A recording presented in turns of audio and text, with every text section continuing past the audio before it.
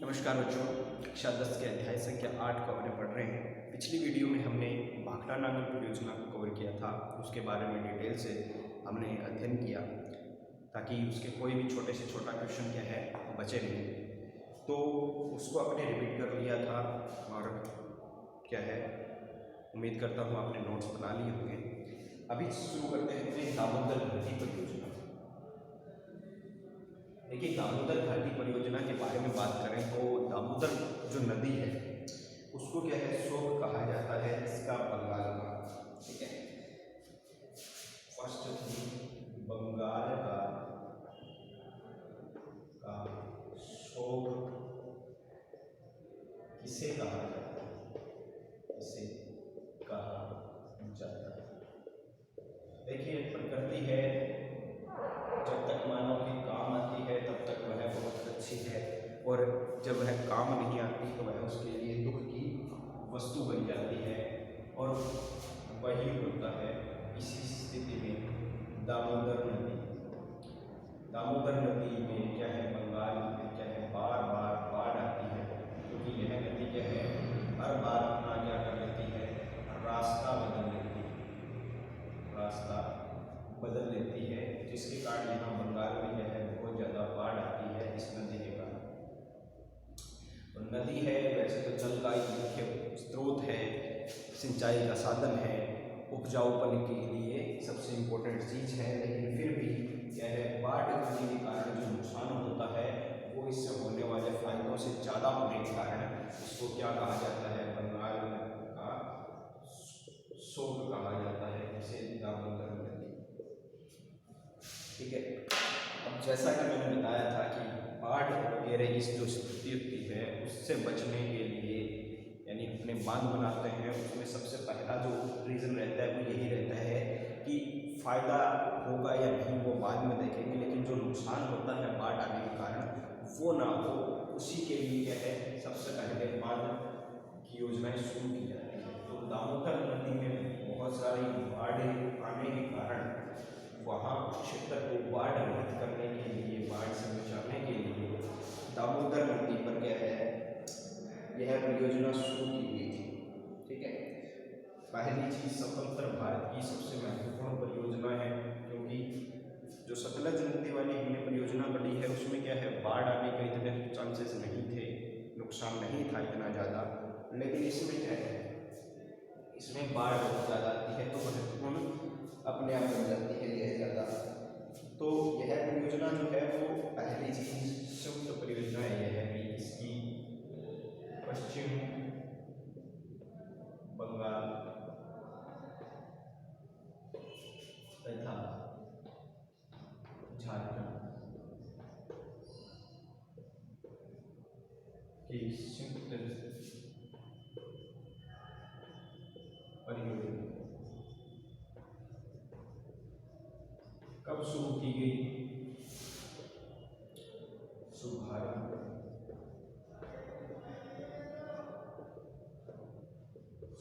कब होता है, 1948 में इसका शुभारंभ कर दिया गया। 1948 में इसको आरंभ किया गया है। कहाँ, दामोदर नदी पर।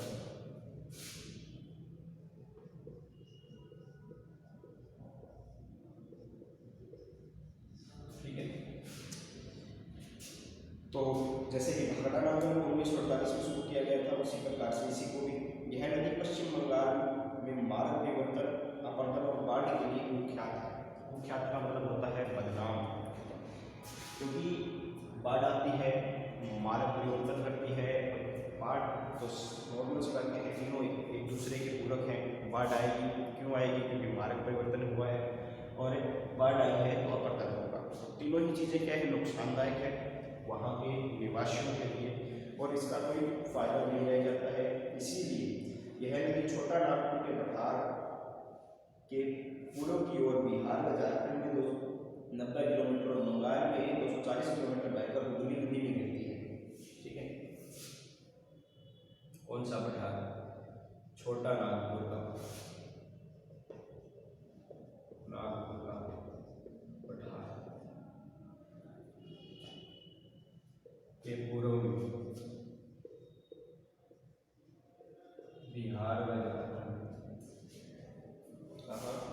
बिहार व झारखंड में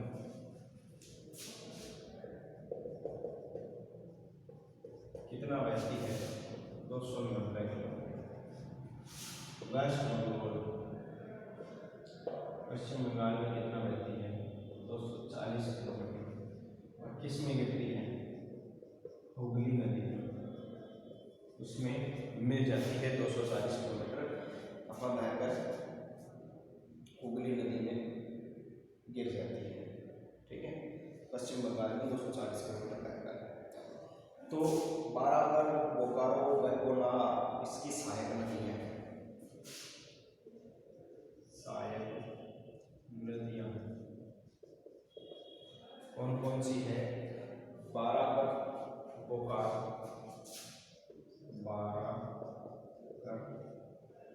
बोकारो, और एक और है तीसरी, जो कौन सी है? कोलार। ये तीनों इसकी क्या है? सहायक नदियाँ हैं। किसकी? दामोदर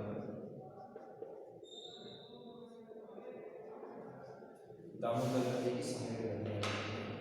ठीक है, तो इस नदी के द्वारा 18,000 वर्ग किलोमीटर क्षेत्र बाढ़ व प्रबंधन से प्रभावित होता है। जो इम्पोर्टेंट बात है वो कौन सी है? वो ये है कि 18,000 वर्ग किलोमीटर, यानी किलोमीटर स्क्वायर या कह सकते हैं वर्ग किलोमीटर का क्षेत्र क्या है? बाढ़ व अपरदन से प्रभावित क्षेत्र। इतना बड़ा क्षेत्र क्या है? इसके द्वारा बाढ़ और अपरदन से प्रभावित होता है। इसीलिए भारत सरकार ने अमेरिका के टेनेसी यानी टीपीसी घाटी परियोजना की नकल करते हुए यहाँ पर परियोजना बनाने का फैसला किया। क्योंकि अगर थोड़ा बहुत एरिया प्रभावित होता है तो सोचें है तो बहुत बड़े क्षेत्र को प्रभावित करती थी। तो अभी जो इम्पोर्टेंट चीज़ें हमें पढ़नी है, तो नॉर्मल चीज़ें थी इसके बारे में कि कौन सी परियोजना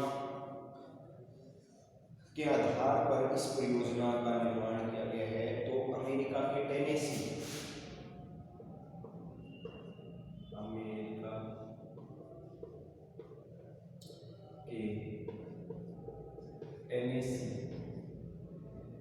घाटी परियोजना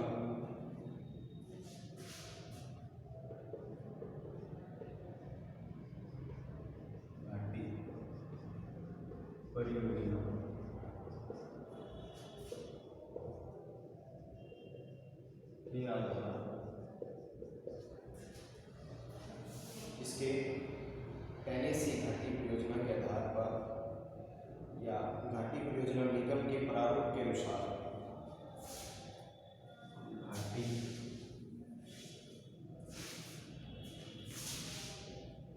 निगम के प्रारूप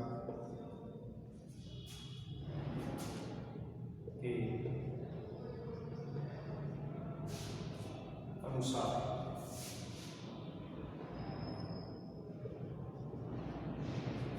घाटी के प्रारूप के अनुसार भारत में दामोदर घाटी DVX निगम की स्थापना की गई। दामोदर घाटी निगम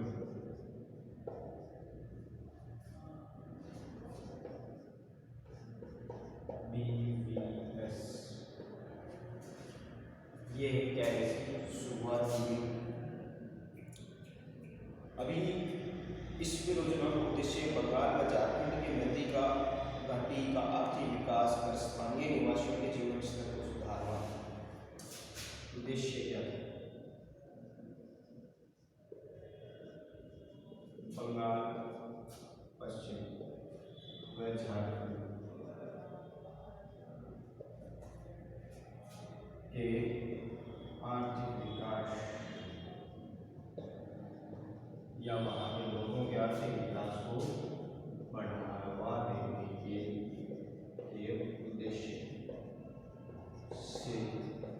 उसका निर्माण किया गया। ठीक है, तो इस योजना में क्या है, बाराकर नदी पर यानी कई बांध बनाए गए। उन बांधों के बारे में पढ़ लेते हैं। अमेरिका के टेनेसी घाटी परियोजना निगम के बारे में हमने पढ़ लिया। अभी इसके परियोजना के अंतर्गत निर्मित बांध परियोजना के अंतर्गत निर्मित बांध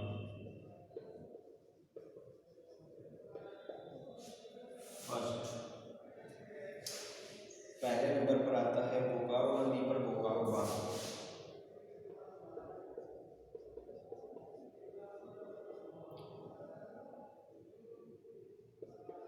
नदी पर बोकारो बांध याद करने में आसानी रहती है, जगह पता हो तो। ठीक है, इसीलिए बोकारो नदी पर बोकारो बांध। बाराकर नदी पर मेखान, बाराकर नदी पर मेखान बांध। ठीक है, इसके बाद बाल पहाड़ी में तिलेया बांध। बाल पहाड़ी तिलेया बांध, यानी बाराकर नदी पर ज्यादा बांध है। और कोनार नदी पर कोनार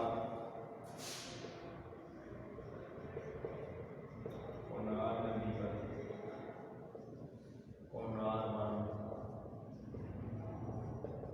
ठीक है, 4 नंबर बात करें तो दामोदर पर अघड़ बांध। दामोदर पर अघड़ बांध। इसके अलावा दामोदर नदी पर कई है, अघड़ बांध, या इसके बाद ब्रह्मो बांध, ब्रह्मो बांध। तीसरे की बात करें तो बाल पहाड़ी 8 बांध।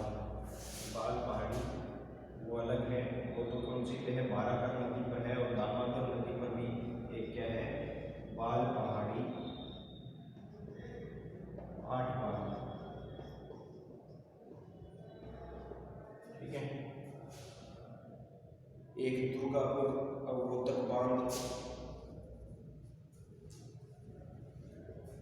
दुर्गापुर में अवरोधक बांध, इसका नाम भी दुर्गापुर अवरोधक बांध है। ठीक है, इसके अलावा बोकारो, चंद्रपुर तथा दुर्गापुर में 3 जल विद्युत गृहों का निर्माण। जल विद्युत गृह कौन कौन से, एक तो क्या है, बोकारो में है, चंद्रपुर में है और दुर्गापुर में है। बोकारो, चंद्रपुर और तीसरा दुर्गापुर। इन 3 जगहों पर क्या है, जल विद्युत गृहों का निर्माण किया गया है तथा 2500 किलोमीटर नहरी प्रणाली का विकास। नहरें क्या है, 2500 किलोमीटर नहरी प्रणाली स्थापित।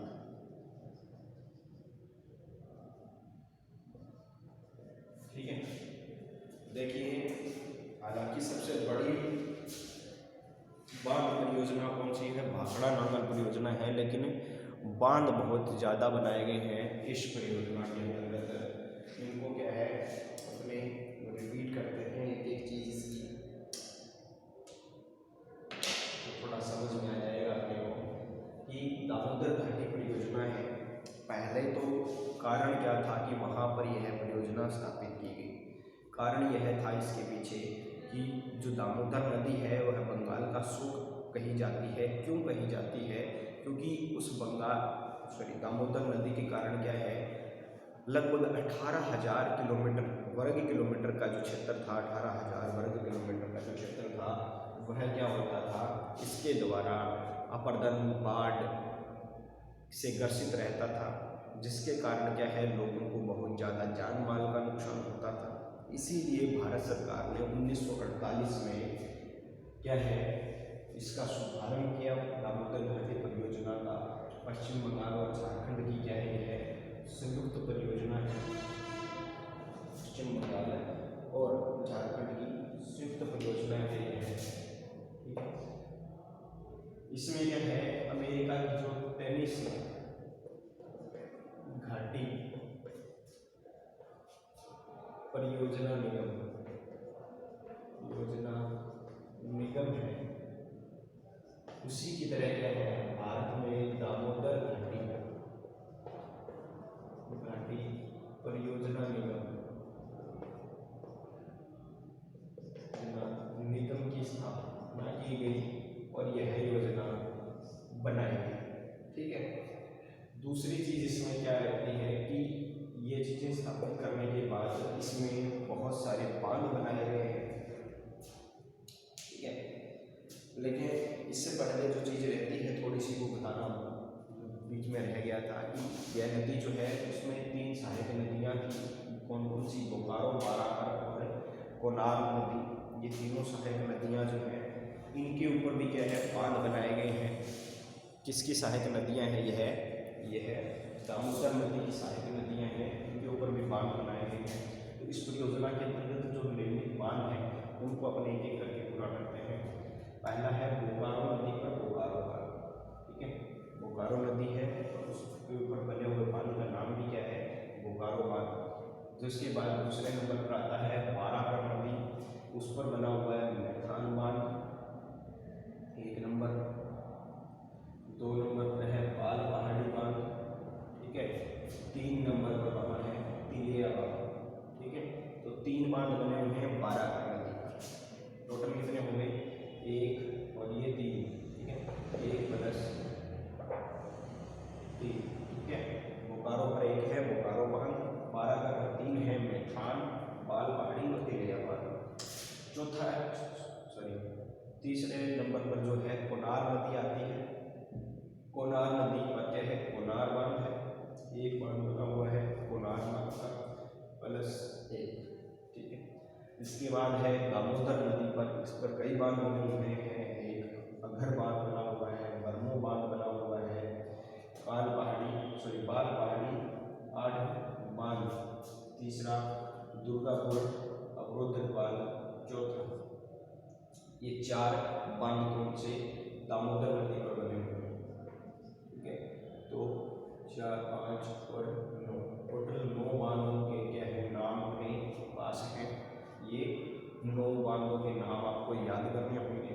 इसके बाद है जल विद्युत गृह बने हुए हैं 3 इस परियोजना के तहत। पूछा जाए कि कौन कौन से जल विद्युत गृह बने हुए हैं या कहाँ कहाँ पर जल विद्युत गृह बने हुए हैं, तो बोकारो में, चंद्रपुर में और दुर्गापुर में 3 जगह पर विद्युत गृह बने हुए हैं। इसके बाद जो है नहरी प्रणाली का निर्माण किया गया है 2500 किलोमीटर लगभग, ठीक है। तो यह बहुत ही इम्पोर्टेंट परियोजना है, तो इसको याद कीजिएगा। इसके बाद हीराकुंड परियोजना और राजस्थान की जो बहुउद्देशीय परियोजनाएं हैं उनको अपने नेक्स्ट वीडियो में पढ़ेंगे, ठीक है। तब तक के लिए इस पर क्या है, नोट बनाइए और इसको याद कीजिए, ठीक है। और इसके जो निगम परियोजना निगम है या बांध है या जो जल विद्युत गृह है, इन सभी चीज़ों को अच्छे से याद करना होगा। छोटे क्वेश्चन इनसे बन सकते हैं, ठीक है। तो तब तक के लिए धन्यवाद।